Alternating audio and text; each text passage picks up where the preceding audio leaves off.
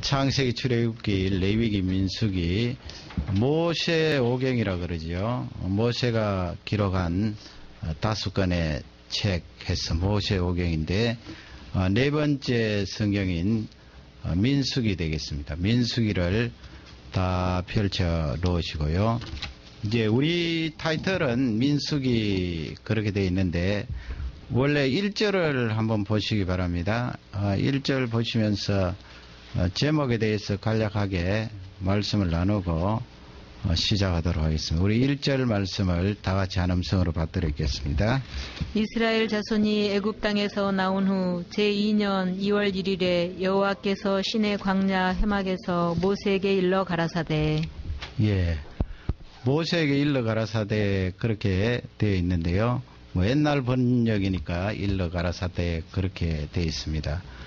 다른 말로 바꾸면 말씀하셨다 그런 내용이죠. 말씀하셨다. 그리고 말씀하셨다. 히브리 단어는 그렇게 되어 있습니다. 연결을 해서 그리고 말씀하셨다. 그래서 히브리 제목은 그리고 말씀하셨다예요. 그렇게 보면 이제 레위기하고 뜻이 좀 비슷한 것 같습니다. 레위기 하면은 히브리 말로 와이크라 해서 그리고 부르셨다 그렇지요. 부르셨다나 말씀하셨다나 비슷한 것 같습니다. 그래서 이 히브리 사람들이 쭉 내려오면서 레위기하고 의미가 비슷하기 때문에 민수기 이 표제를 바꾸었어요. 그 표제가 무엇인가 하면 영어로 하면 wilderness죠. in the wilderness. 광야에서, 시나이 광야에서 1절에 그렇게 되어 있지요. 그래서 히브리어 표제는 유대인들 가운데는 광야에서라는 표제예요. 광야에서. 우리 가지고 있는 이 민수기하고는 뜻이 영 다르지 않습니까? 그러면 우리는 왜 이렇게 민수기라 하느냐? 늘 우리가 살펴본 대로 그 70인역 헬라어 성경으로 번역된 그 성경이 계수라는 뜻이에요. 계수. 그 좀 어려운 말인데 숫자를 헤아리다 명사로 했어요. 헤아림, 수를 헤아림. 그래서 주 5세기경에 라틴어 성경 불가타 성경이라고 그러죠. 그 성경에서 이 헬라어 성경의 영향을 받아서 거기도 역시 수를 헤아림, 누메리라는 라틴 말인데요. 수를 헤아림. 그래서 우리 한글 성경은 또 영어 성경의 영향을 받았기 때문에 영어 성경은 뭐라고 되어 있습니까? numbers 그렇게 되어 있죠. 숫자예요. 숫자. 그러니 우리 번역은 한글로 민수, 백성들의 숫자를 헤아린다 해서 민수기. 어떤 사람들은 어떻게 이 성경이 서양책인 줄, 서양경전인 줄 알았는데 한국 사람의 이름이 거기에 있느냐. 민수기. 그렇게 하는 사람들인데 그렇지 않고요. 숫자를 헤아리는 것, 백성들의 숫자를 말하고 있습니다. 그렇게 민수기에 대해서 확실하게 알고 넘어가야 되는데, 그러면 내용은 무엇인가 하면 이스라엘 백성들이 광야에서 쭉 가나안 땅으로 걸어가는 그 여정을 밝히고 있는데, 사실상은 38년 동안 광야에서 방황하는 그 내용이 담겨져 있습니다. 그러나 그 방황하는 내용은 거의 하나님께서 삭제해 버리시고 시나이 반도에서 출발하고 또 모압 평지에 들어가는 그 내용만 민수기에서 많이 기록한 것을 볼 수가 있습니다. 요즘은 이렇게 기계 문명이 발달되어서 설교 준비하는데도 옛날에는 다 적어서 했거든요. 일일이 적어서 설교 한 편 하려면 이 페이퍼가 몇 장씩 이제 막 구겨 내버리고 또 어떤 데는 가위로 잘라서 이쪽 저쪽 붙이고 이랬는데, 요즘은 이제 컴퓨터로 하니까 처음에 그 컴퓨터로 할 때는 영감이 떠오르지 않아요. 그래서 계속 손으로 적으려고 그렇게 했는데, 그게 바뀌어지니까 이제 컴퓨터에 앉아서 타이핑을 하는데, 요즘은 손으로 이렇게 적으려고 그러면 도무지 생각이 나지 않아요. 오늘도 제가 그림을 좀 준비해 왔는데, 만약 이 프로젝트가 안 되면 좀 당황스러울 거예요. 왜냐면 그림을 보고 설명을 해야 되는데, 그림을 한번 보시기 바랍니다.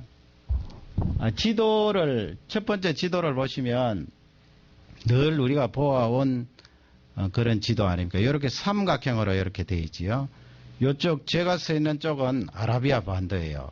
아라비아 반도, 사우디아라비아에 있는 큰 반도 있지요. 엄청나게 큰 반도인데, 이스라엘 백성들이 저쪽이 이집트 땅인데, 저기 파랗게 된 저게 바로 홍해 바다예요. 저게 이제 요즘은 이 수에즈 운하를 만들어서 배들이 저쪽으로 이제 인위적으로 다니잖아요. 이스라엘 백성들이 저쪽으로 이렇게 건너서 아래쪽으로 이렇게 내려오는데, 지금 보시면은 위쪽에 광야가 있는데, 위쪽 광야는 수르 광야고, 중간에 이제 조금 안쪽으로 해서 신 광야라고 그래요. 그리고 제일 아래쪽에 삼각형 볼록한 부분이 신의 광야인데, 그 신의 광야 아래쪽에 보면은 신의 산이 있어요. 신의 산. 그러니까 이 민수기는 신의 산에서 이제 출발을 하는 내용이에요. 그 신의 산에서 어떤 일이 일어났습니까? 하나님께서 이 모세를 부르셔서 이스라엘 백성은 내 백성이다. 내가 너희들을 나의 소유로 삼았다. 말씀하시면서 언약을 맺고, 거기에서 이제 십계명을 이스라엘 백성들에게 주고, 또 중요한 것은 태버너클이라 그러죠. 저기에서 이제 모세가 이 성막에 대한 그 제도를 하나님께로부터 받고 그대로 성막을 짓지 않아요. 그 짓는 장소가 이제 저 신의 산에 있는 부근이 되겠습니다.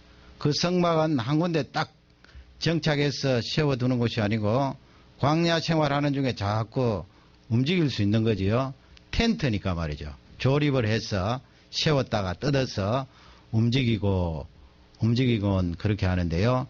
이렇게 지도를 한번 보시면서, 그러면은 이제 이 민수기가 이 신의 산에서 이제 출발을 해서 위쪽으로 이렇게 올라가게 되는데, 그 신의 산의 그림들을 몇 장 보겠습니다. 정확하게 밝게 나올는지 모르겠습니다만은, 그림을 한번 보시기 바랍니다. 이건 뭐 저렇게 태양이 떠오르는 광경을 신의 산에서 그렇게 찍은 사진이 되겠습니다. 나중에 여러분 한번 가셔서 보시기 바랍니다. 이렇게 신의 산의 전경이 되겠고요. 이것도 역시 사람들이 있고 신의 산의 전경이 되겠습니다. 바위가 많고 또 산이 상당히 바위가 많기 때문에 험난합니다. 이건 수도원이에요. 세인트 캐서린 수도원인데, 그 신의 산에 있는 수도원, 지금 저렇게 있는 수도원이 되겠고요. 또 저 산 꼭대기에는 모세 교회가 있습니다. 또 다른 그림 보시면 이제 지도가 나와 있는데, 이 지도는 무엇인가 하면 원래 그 이집트 땅에서 북쪽으로 말이죠. 가나안 땅 옆으로 해서 북쪽으로 올라가는 큰 도로가 있습니다. 민수기 신명기에도 나옵니다만은 그 왕의 대로라고 그러죠. 우리도 밴쿠버 가면은 킹스웨이라고 있는데, 그 킹스웨이가 비스듬하게 이렇게 시내를 관통해서 버나비 쪽으로 뻗어 있는 길 아니에요. 다운타운에서. 옛날에는 그 길을 통해서 각 지역으로 요즘보다도 더 많이 갔나 봅니다. 지금 이 가나안 부근도 이집트 땅에서 저렇게 수평으로 이렇게 나와서 북쪽으로 위로 쫙 올라가는데, 사해 그 옆으로 동쪽으로 되겠죠. 사해 내륙 쪽으로 이렇게 해서 위로 북쪽으로 올라가는 왕의 대로가 있습니다. 저 왕의 대로로 해서 가나안 땅에 가면은 쉽게 갈 수 있고 며칠 걸리지 않아요. 그러나 하나님께서 이스라엘 백성들을 저곳으로 통과하도록 하시지 않고 사막으로 내어 모시고 사막 땅에서 뱅뱅 돌도록 그렇게 하셨는데요. 그러면 이 신약 성경의 민수기에 대해서 어떤 내용이 나오는가 한번 우리 찾아보도록 하겠습니다. 요한복음 3장 14절을 다 같이 찾도록 하겠습니다.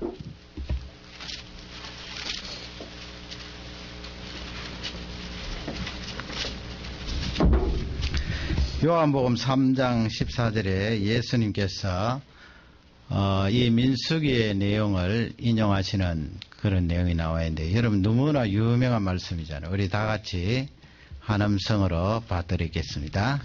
모세가 광야에서 뱀을 든 것 같이 인자도 들려야 하리니. 아멘. 거기 보면은 모세가 광야에서 그렇게 돼 있는데, 광야는 뭐 당연히 모세가 이스라엘 백성들하고 광야에서 지내기 때문에 광야에서 예수님께서 말씀하셨다 하지만, 광야에서라는 그 단어는 이 민수기 유대 백성들이 표제로 많이 사용하잖아요.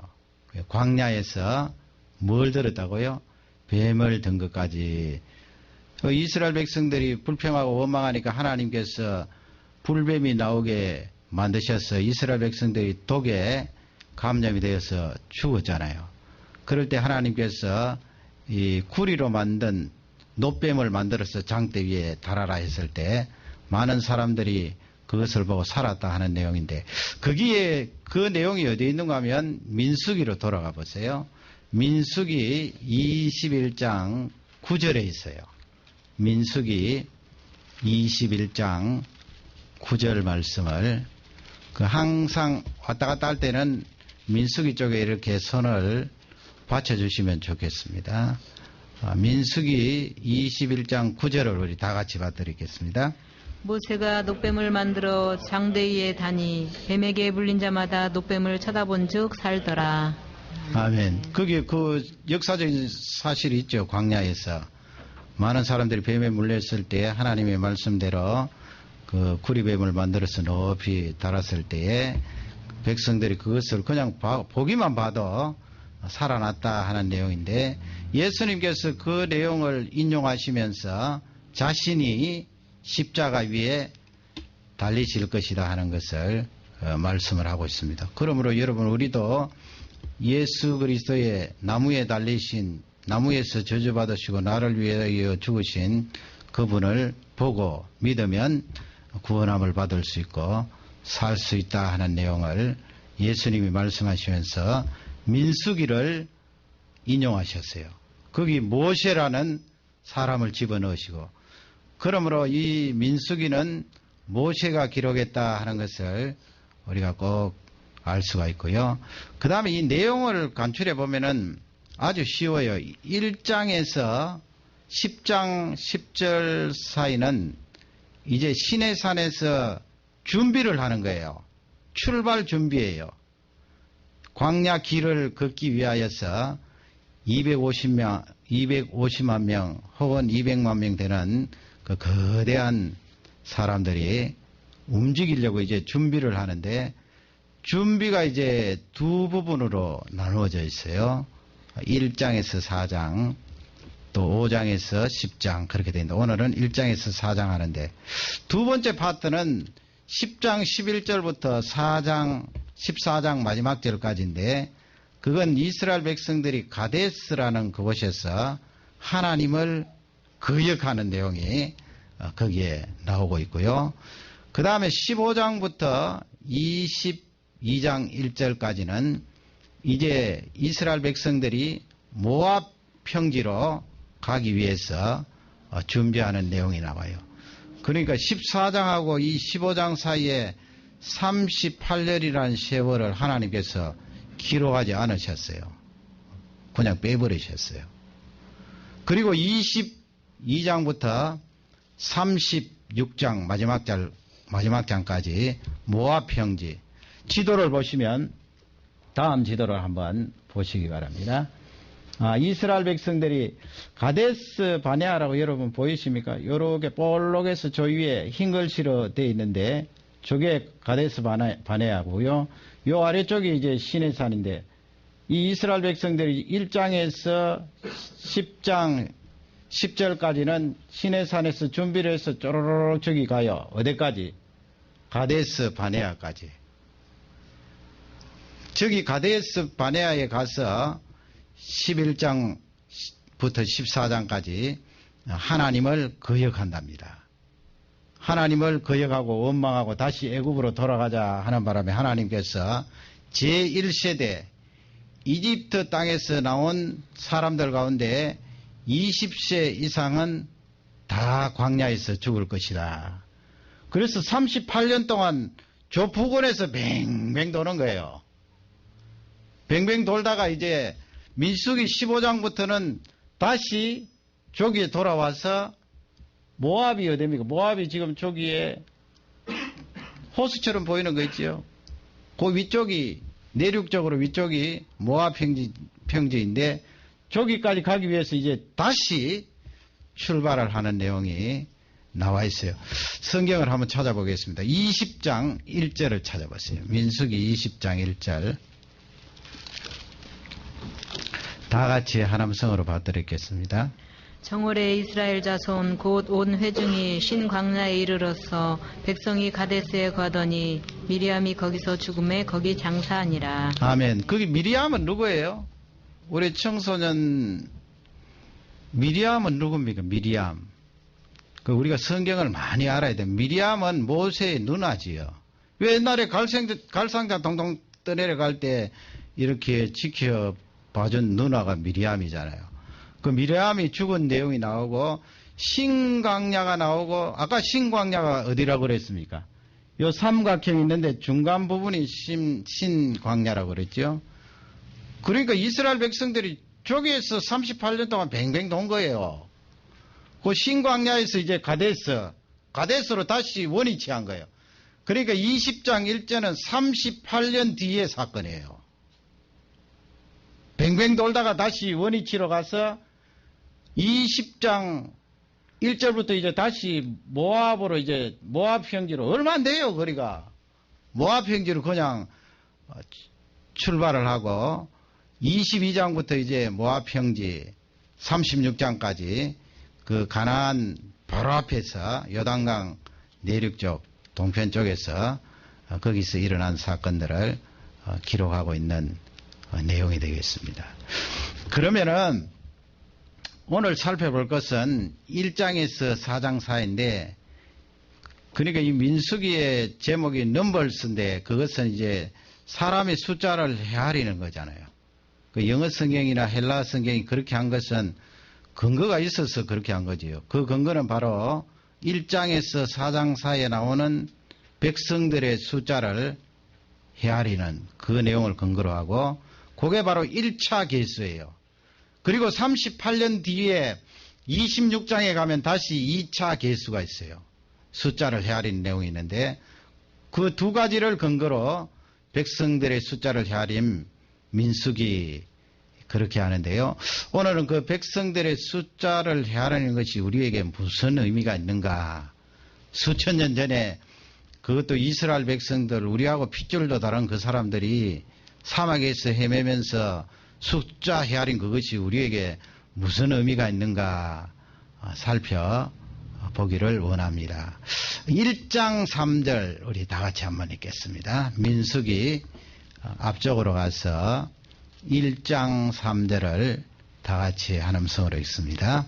이스라엘 중 20세 이상으로 싸움에 나갈 만한 모든 자를 너와 아론은 그 군대대로 계수하되. 20세 이상이죠. 20세 이상에다가 싸움에 나갈 만한 그런 남자, 장정이 되겠지요. 그러면 여러분 여기서 숫자를 헤아리는 대상은 누구예요? 남자에다가 전쟁을 할 수 있는 사람, 그리고 연령이 20세.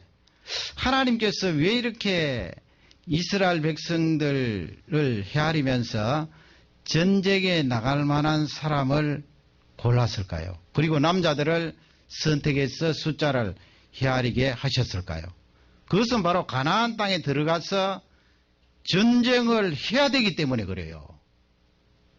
하나님께서 그냥 이스라엘 백성들에게 거기에 있는 사람들 다 멸망시키고 땅을 비워두시고 들어가서 생활하도록 하시지 않고 전쟁을 하게 하셨어요.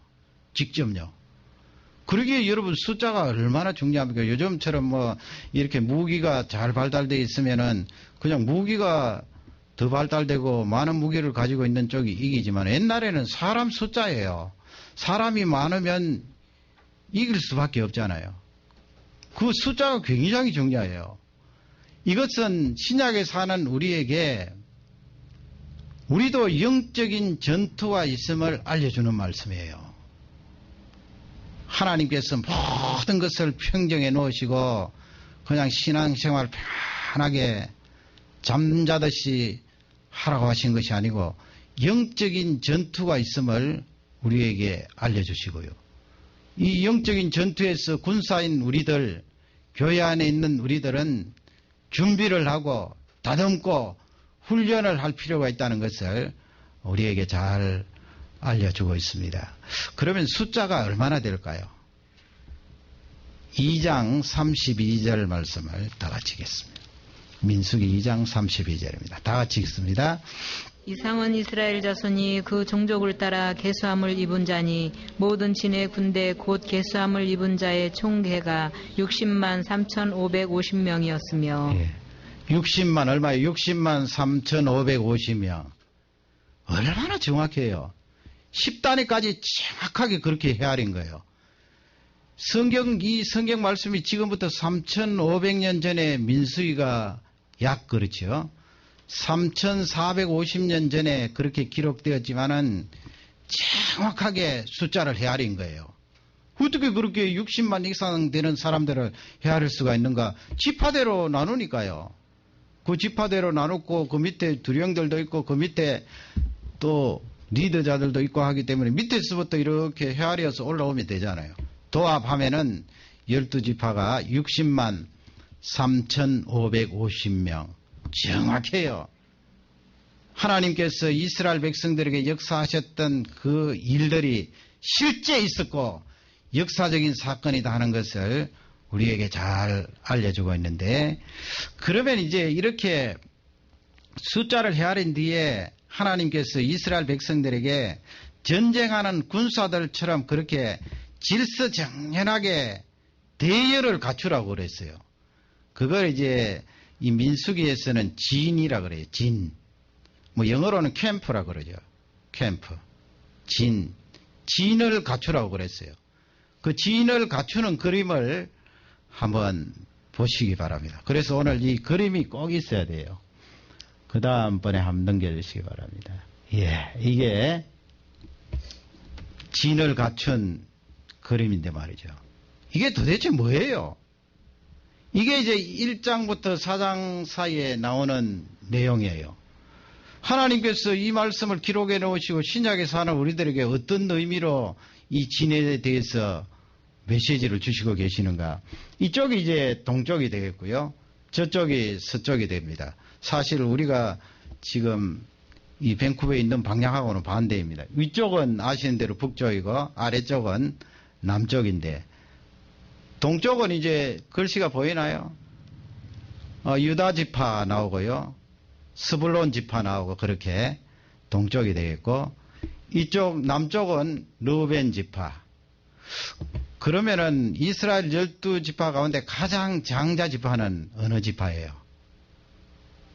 르우벤 지파죠. 르우벤 지파. 르우벤 지파가 남쪽으로 갔어요. 저쪽 동쪽 반대 서쪽은 누가 있습니까? 에브라임 지파. 에브라임 지파. 그리고 위쪽 북쪽은 단 지파. 제가 지금 네 지파 부르는 그 네 지파들은 이 한쪽 면의 대표예요. 동서남북 네 방향이 있는데 한쪽 면의 대표로서 유다, 르벤, 에브라임, 단 그렇게 뽑아서 진을 배치한 거예요.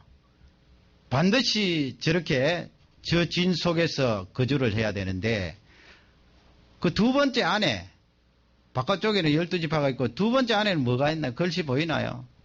레위 지파가 있어요. 레위 지파. 레위 지파 가운데 후손들. 그래서 내면에 동쪽에는 아론과 모세의 후손들, 아래쪽 남쪽에는 고아세 후손들. 그렇게 해서 그 안쪽에 레위 자손들이 있고 제일 안쪽에는 무엇이 있나요? 성막이 있어요. 성막. 지금식으로 말하면 교회인데 교회하고는 또 달라요. 옛날의 성막. 옛날의 성막은 저기에서 이제 짐승들 잡아서 그 피를 가지고 하나님 앞에 예배드리고 제사장들이 저기에 거주하면서 백성들을 위하여서 대신 예배드리는 그런 장소예요. 성막이라고 그러죠. 그래서 이 성막을 중심으로 이스라엘 백성들이 진을 치는데 저것은 이제 멈춰 설 때예요. 그 구름 기둥이 앞으로 쭉 떠서 나가면 불기둥과 구름 기둥이 떠서 나가면 이스라엘 백성들이 텐트를 걷어서 그 구름 기둥, 불기둥 따라 진행을 해요. 그러나 가다가 구름 기둥이 멈춰 서면 이스라엘 백성들도 멈춰 서고 텐트를 풀어야 돼요. 그리고 뭘 하나요? 저렇게 해야 돼요. 저렇게 진을 갖추어서 양사방 다 그렇게 배치가 되는데 가장 가운데는 성막이 있어서 이스라엘 백성들이 저기에서 죄 용서함을 받는 그런 장소로 쓰임을 받았던 것입니다. 그러면 이렇게 진을 배치하고 인구조사를 한 그 의미가 무엇일까요? 간략하게 세 가지로 살펴보기를 원합니다. 첫 번째는 우리 인생은 절대적으로 성막 중심으로 살아야 된다는 말씀이에요. 성막. 성막은 뭐 하는 곳이라고 했습니까? 하나님 앞에 죄 용서함 받고 예배 드리는 곳이에요. 죄 용서함 받으면 하나님이 우리에게 말씀을 해주시고 우리는 또 하나님께 말씀을 드릴 수 있는 그런 장소예요. 이스라엘 백성들은 지금 우리와 달라서 계속해서 제사를 드려야 돼요. 왜냐하면 우리 사람은 죄인이기 때문에 계속 죄를 짓잖아요. 오늘 회개도 내일 또 짓고 내일 회개도 또 모레 죄 짓고 그러니까 계속 저 성막에 왔다 갔다 해야 돼요. 성막 중심이에요. 예배 중심이에요. 신약 시대 사는 우리도 동일한 원리로 인생을 살아가야 된다는 것입니다. 교회 중심으로 살아가는 거예요. 예배 중심으로 살아가는 것입니다. 그 간증을 이렇게 최근에 와서 제가 이 간증을 또 저는 이렇게 하면서 두 가지, 세 가지 정도는 동시에 할 수 있거든요. 물론 뭐 한 가지 하는 것보다 집중력은 떨어지지만 들으면서 두 개 정도는 들을 수 있고 하나는 할 수가 있어요.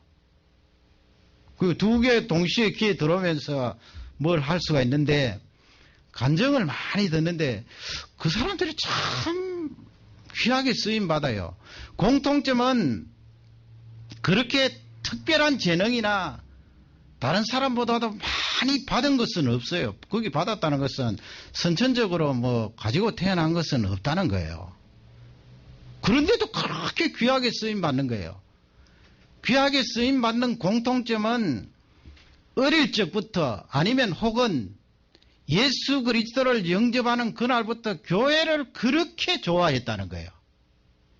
어떤 사람은 뭐 시골에서 살았는데 교회에 다 찌그러져 가고 어떤 사람은 뭐 교회 안에 들어가면 가만떼기 깔고 거기에 한번 앉았다 일어나면 지푸라기 온 옷에 묻고 그렇게 해도 교회를 그렇게 사랑하고 교회 가고 싶어하고 여러분 이 지금 문명이 발달되고 아주 우리가 바쁘게 살아가는 이 사회 속에서 교회를 사랑하고 교회에 그렇게 시간을 많이 들인다는 것은 쉬운 일이 아니에요.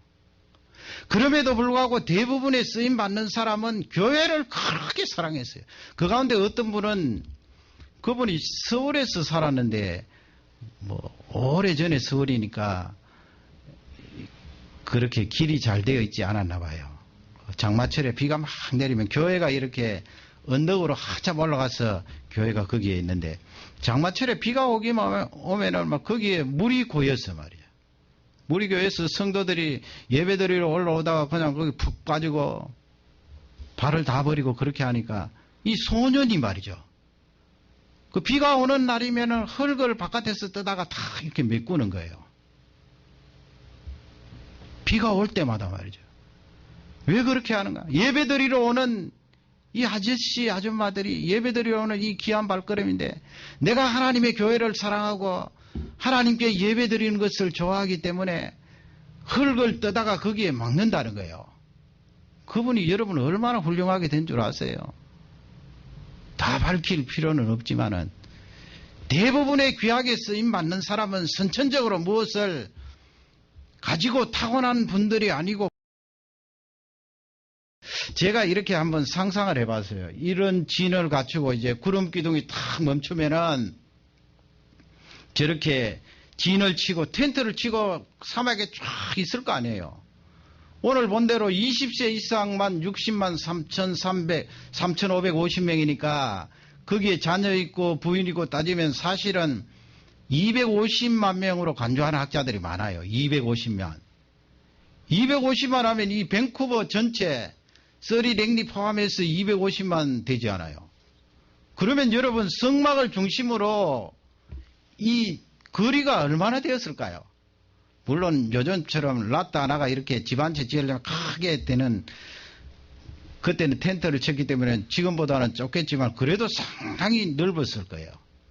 저는 생각하기를 성막을 중심으로 이 한쪽 면으로 한 8km 내지 10km는 되지 않았을까 그렇게 생각해요. 8km 내지 10km예요. 양사방으로요. 그러면 이 사람들이 하나님 앞에 제사를 드리기 위해서 매일 왔다면 하루에 8km에서 10km 그 사막길을 걸어서 성막까지 왔다는 거예요. 그 쉬운 일이 아니거든요. 하나님께서는 우리 인생들을 향하여서 이렇게 예배 중심으로 교회 중심으로 살 것을 광야 교회 생활하는 이스라엘 백성들에게 철저히 알려주셨어요. 지금도 변함이 없어요. 교회 사랑해야 돼요. 예배 드리는 걸 좋아해야 돼요. 예배에 나와야 돼요. 제가 보기에는 뭐 일주일에 3번 나오는 것은 아무리 공부가 바빠도 할 수 있을 것 같아요. 다우슨에 가서 한 가지 좋은 것은 그 타운 자체가 넓지 않기 때문에 10분만 하면 선교사님 이야기로 다 올 수 있다네요. 그거 얼마나 좋습니까, 여러분? 새벽 기도도 10분, 수요일도 10분, 금요일도 10분. 그러나 우리는 큰 도시에 살기 때문에 30분 내지 40분, 왕복 1시간 반. 그럼에도 불구하고 내가 하나님을 사랑하고 예배를 즐거워하고 행복해 하기 때문에 예배에 와야 된다는 거예요. 그렇게 하면은 내가 타고난 거 별로 없고 내가 가진 재능 없어도 하나님께서 교회 사랑하는 귀한 사람을 보고 은혜를 주시고 귀하게 사용하신다는 은혜의 말씀이 되겠습니다. 여러분 하나님의 교회를 사랑하시기 바랍니다. 저는 한 가지 꿈이 있어요. 한 가지 꿈이 아니라 꿈이 많겠습니다만은 우리 청소년 청년들이 매일 교회에 왔으면 좋겠어요. 매일 교회에 오려면 교회 안에 공부할 수 있는 그런 시설이 있으면 좋잖아요. 그리고 교회 가까이 살아야 되고 그 매일 공부하러 와서 먼저 교회 공부하기 전에 와서 한 10분 정도 기도하고 또 공부 열심히 하다가 옆에 짐이 있으면은 집에 가서 땀 흘려서 운동하고 다시 샤워하고 돌아와서 공부하고 마칠 땐 또 기도하고 돌아가고 늘 교회에 오는 거예요. 매일 교회에 오는 거예요. 학교 갔다 오면 친구들과 교제하고 그런 교회를 하나님께서 허락해 주셨으면 너무 좋겠다. 청년들도 마찬가지고요. 또 우리 어른 성도님들도 그렇게 교회에 가까이 있으면서 이 진을 보세요. 양사방으로 저렇게 네모로 하나님께서 만들어서 많은 인구지만은 될 수 있으면 성막 가까이에 접근할 수 있도록 저렇게 양사방으로 만드신 거예요. 하나님의 큰 은혜인 줄 확신합니다. 두 번째로 이제 이 진을 보면 정지해 있는 상태에서 저는 그래요. 저를 옛날에 중고등부 할 때나 또 우리 주일학교 할 때 이렇게 보면은 여름 성경학교나 수련회 보면은 이렇게 조를 짜잖아요. 조를 짤 때 전도사 때는 제가 그런 고집이 있었어요. 어떤 고집인가 하면 될 수 있으면 이렇게 친하지 않는 사람하고 같이 이렇게 조를 만들어서 집어넣어야 된다. 그 선생님들한테도 그렇게 말씀을 드리고 저 하는 거 이렇게 보면은 제가 막 다시 하라고 그러거든요. 이 사람 너무 친한데 같이 넣지 마라. 떼어놓아라. 그리고 덜 친한 사람 집어넣어서 3박 4일, 2박 3일 동안 서로 교제를 나눌 수 있도록 하라. 그렇게 했는데 언젠가는 그 생각이 자꾸 이렇게 사역을 해보니까 달라지더라고요. 우리 하나님께서 얼마나 세심하고 우리 사람을 배려하는지요. 우리 사람은 그냥 한번 생각해서 자기 좋아하는 사람하고 넣지 말고 같은 교회니까 서로 친하도록 다른 사람하고 모르는 사람하고 넣도록 해라 그렇게 하는데 그렇게 해버리면 3박 4일 동안 서로 친하지 않은 사람은 친하는 사이도 있지만 굉장히 불편할 때가 많거든요. 다 그렇게 하라는 말씀은 아닙니다만 우리 하나님께서 이 진을 통하여 우리에게 주시는 귀한 메시지가 있어요. 제가 한번 설명해 드리면 이 동쪽에 있는 유다, 스불론 이런 지파는 레아에게서 출생한 아들들이에요. 레아. 지금 레아라고 말했을 때 레아가 누군가 하면은 모르면은 이거 곤란합니다. 우리 자녀들도 열심히 성경 읽고요. 성경에 대한 지식이 있어야 돼요. 야곱의 아내가 4명이었었는데 가장 첫 번째 부인이 레아예요. 그 레아에게서 출생한 아들들이에요. 저쪽에 보세요. 서쪽에 에브라임 있고 므낫세 있고 베냐민 있잖아요. 어머니가 누구예요? 이거 알면은 성경 굉장히 많이 아는 건데 물론 어른분들은 다 아시겠지만 어머니가 라헬이에요. 라헬. 그 어떻게 베냐민은 여러분 아실 거고 막내. 에브라임과 므낫세는 요셉의 아들들이잖아요. 요셉의 아들들을 두 지파로 나누어서 레위 지파는 빼내버리고 하나님께서 받으시고 므낫세와 에브라임을 한 지파로 만들어서 12지파가 된 거예요. 그러니까 하나님께서 서쪽은 라헬의 아들들을 두셨어요. 그리고 이 남쪽은 르우벤은 레아의 아들이고 그리고 다른 아들들은 레아의 몸종인 실바의 아들들이에요. 그리고 북쪽은 뭐냐? 두 몸종이 있어요. 레아의 몸종, 라헬의 몸종, 거기에서도 아들들이 출생했는데 그 두 몸종의 아들들이 북쪽에 있는 거예요. 그러니 여러분 하나님께서 얼마나 잘 배치한 거예요.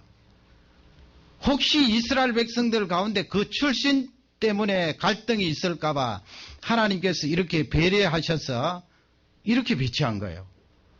갈등이 적을 거 아니에요. 왜냐하면 한 어머니, 양쪽은 한 어머니, 아래쪽은 어머니가 다르지만은 같은 몸종이니까. 어머니 밑에 있었던 몸종이니까. 그리고 위쪽은 서로 두 몸종 사이에 출생한 아들들이니까 훨씬 다툼을 줄일 수가 있는 거예요.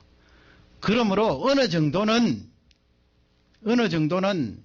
신앙생활하고 사역하는데 같은 성향의 사람과 붙여줄 필요가 있어요.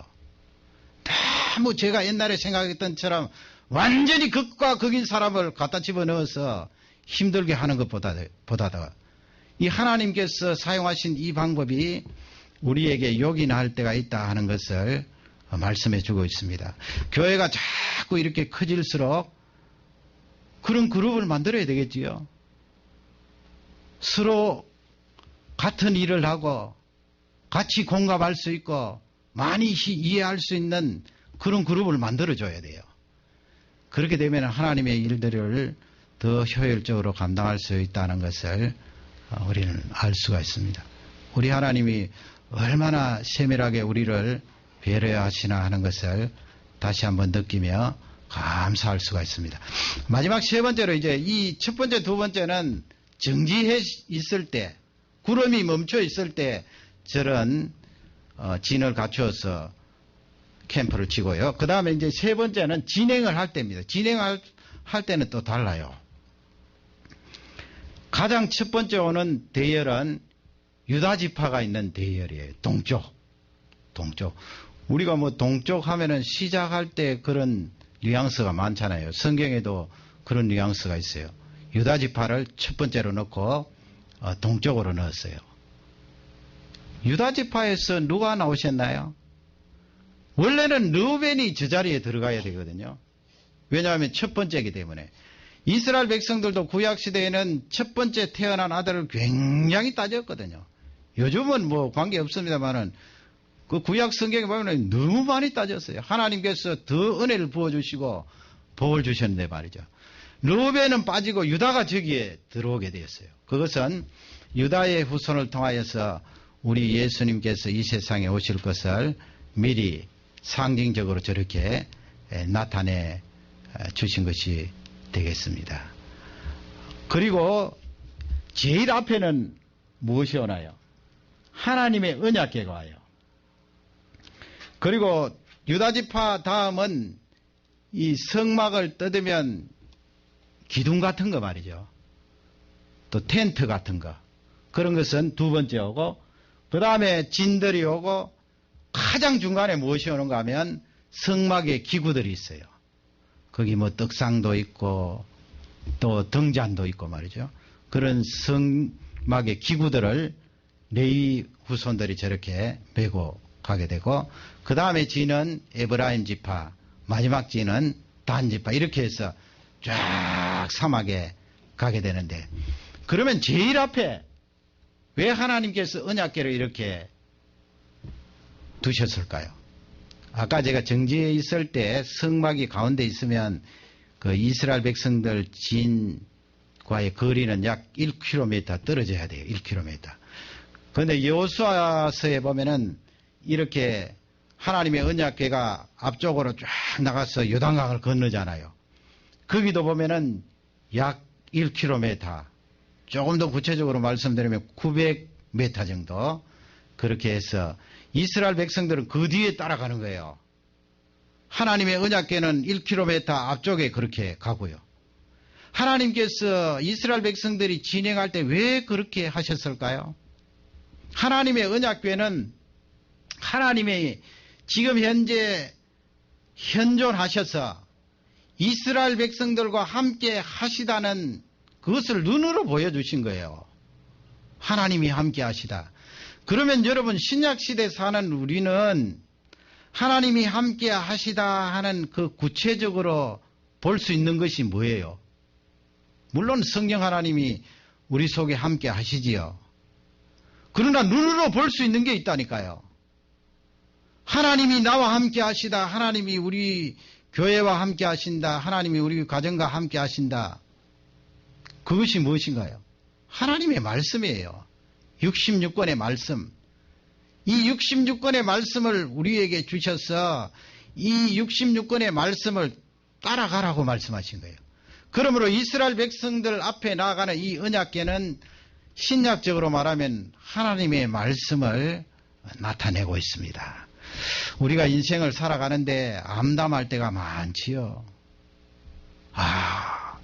내 앞길이 어떻게 될 것인가? 우리 자녀들이 어떻게 앞으로 살아갈 것인가? 어려움이 겹쳤을 때 견딜 수 없이 고통스러운 때도 있을 것입니다. 그럴 때마다 내 앞에 계신 하나님의 말씀을 바라보라는 거예요. 바로 앞에 바짝 나가면은 백성들이 잘 볼 수 없잖아요. 그러니까 이 언약궤는 1km 앞에 쫙 이렇게 나가면 뒤에 따라가던 이스라엘 백성들이 그 언약궤를 다 볼 수 있는 거예요. 하나님의 말씀을 기준으로 나아가라 하는 귀한 말씀인데, 우리 청소년 청년들 방학 기간에 성경을 많이 읽으시기 바랍니다. 목표를 세우세요. 내가 이번 여름 방학 때 신약 성경을 읽도하겠다. 아니면 신구약 성경을 읽도하겠다. 하나님의 말씀이 있어야 돼요. 청년이 무엇으로 그 행실을 깨끗게 하리이까? 주의 말씀을 따라 삼갈 것이니이다. 하나님의 말씀이 나에게 있어야 그 말씀을 따라 쫙 갈 수가 있는 것입니다. 그 말씀 속에는 은혜가 있고 그 말씀 속에는 소망이 있고 나의 길을 지도해 주시는 아름다운 능력이 있는 줄 확신합니다. 오늘 이 말씀, 이스라엘 백성들의 진을 통하여 현대에 사는 나도 하나님의 말씀에 적용이 되어 은혜 속에 살아가는 능력의 존재임을 고백하시면서 믿음으로 승리하시기를 주님의 이름으로 축원합니다. 우리 다 같이